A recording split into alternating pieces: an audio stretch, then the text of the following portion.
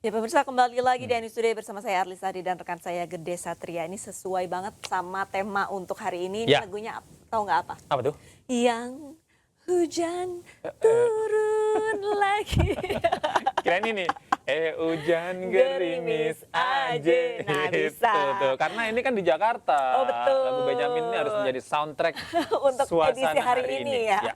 Ya pemirsa, ini hujan deras yang mengguyur Jakarta sejak dini hari tadi ini membuat sejumlah ruas jalan terendam banjir. Betul pemirsa, ketinggian banjir bahkan mencapai hingga setengah meter.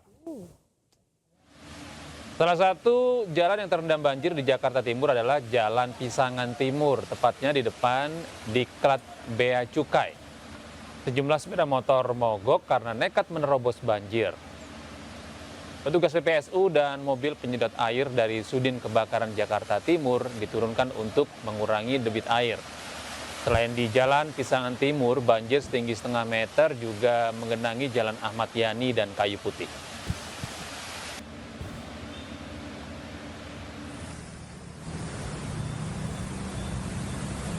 Pemirsa, hujan deras juga mengakibatkan ruas jalan Cempaka Putih Barat Jakarta Pusat ini terendam banjir kurang lebih setengah meter.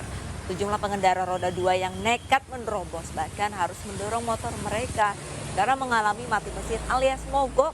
Agar banjir tidak kian tinggi, petugas Sudin Penanggulangan Kebakaran dan Penyelamatan Kota ini menerjunkan 2 unit mobil pompa air.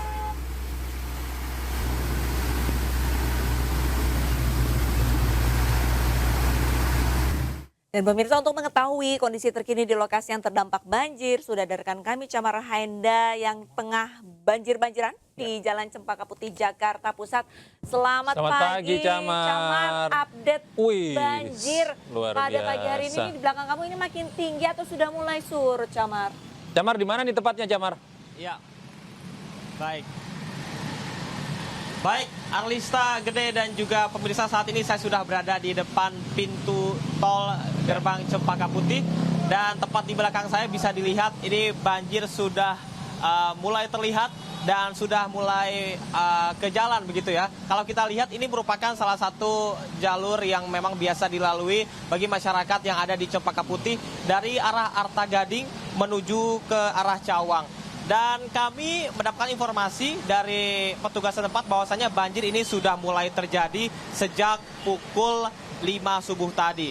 Dan sempat juga tadi bahwa adanya kemacetan yang terjadi dikarenakan ini mereka tidak bisa melalui jalur menuju ke arah pintu tol yang sempat tadi tersendat.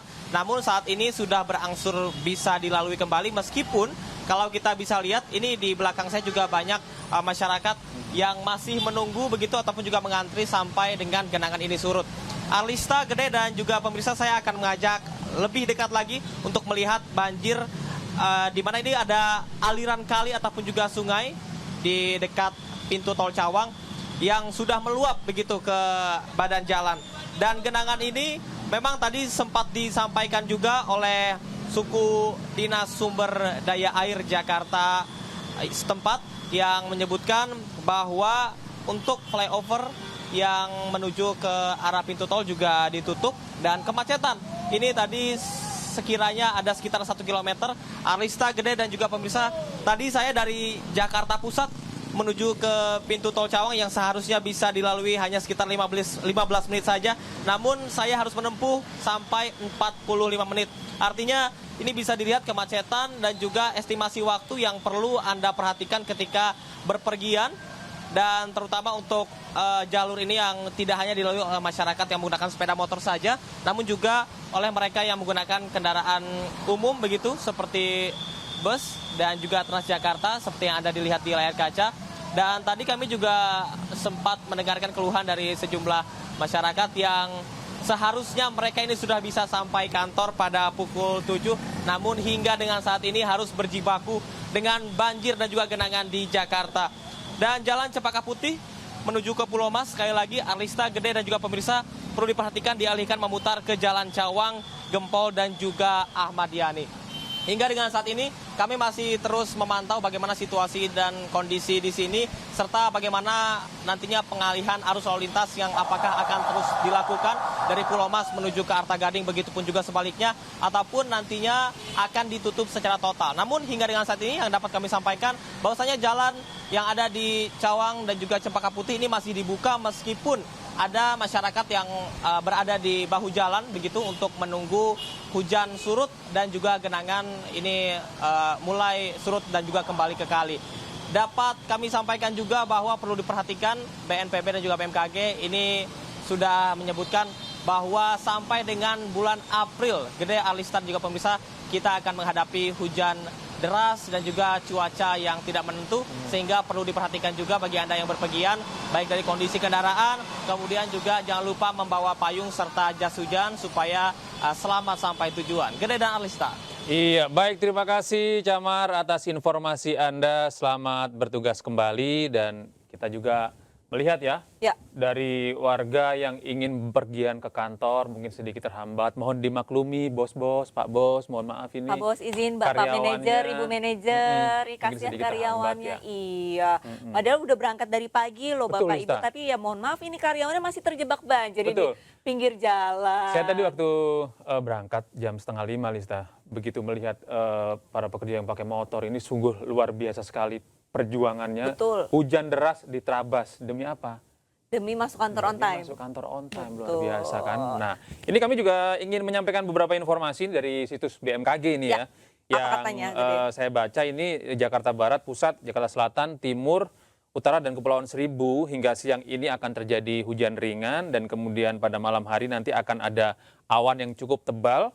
Ya, dan kemudian dini hari masih akan terjadi hujan ringan. Jadi kondisi serupa juga masih akan terjadi esok hari pemirsa. Jadi buat Anda yang sudah mengetahui informasi mungkin melihat di BMKG bisa mempersiapkan perbekalan mulai dari jas hujan, mungkin yang belum punya bisa segera beli gitu kan. Payung yang udah rusak atau bocor atau bagaimana ya diganti begitu. Betul. Tapi selain persiapan untuk berangkat ke kantor seperti yang tadi Gede sampaikan. Nah, persiapan di dalam rumahnya juga pemirsa diperhatikan. Kalau misalkan ada yang bocor-bocor atau genteng geser dikit, nah itu langsung diperbaiki. Saatnya ini perbaiki genteng yang bocor. Kapan lagi? Kalau nggak sekarang kan nggak ketahuan ya. Betul, baik pemirsa, kita ke informasi lainnya. Ini di mana ada kasus dugaan pembunuhan Dante, anak artis Tamara Tias Mara yang memasuki babak baru. Iya, pemirsa, polisi menggelar rekonstruksi kasus di Mapolda Metro Jaya dan lokasi kejadian kolam renang dengan total 49 adegan.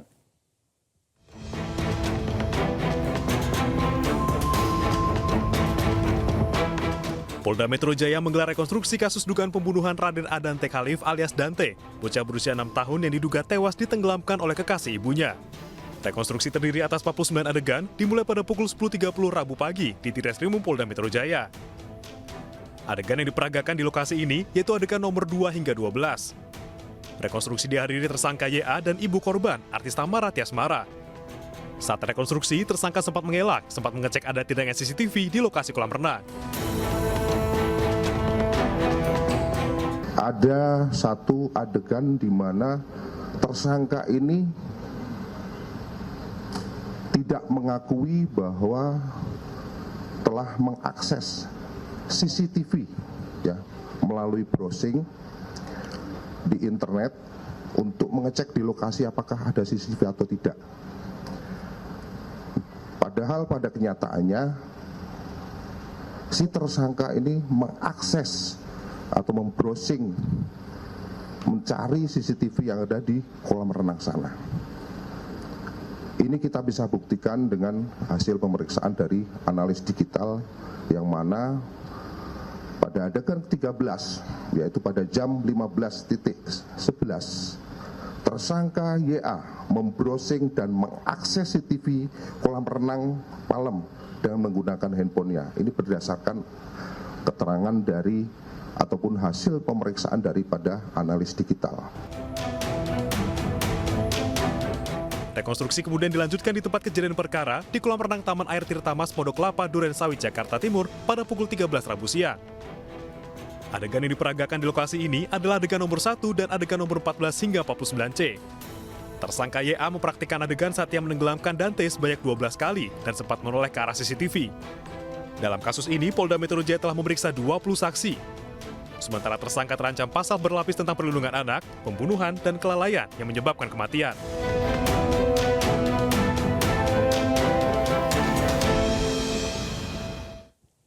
Iya, kasus yang satu ini memang bikin miris juga ya, Iya. Lista.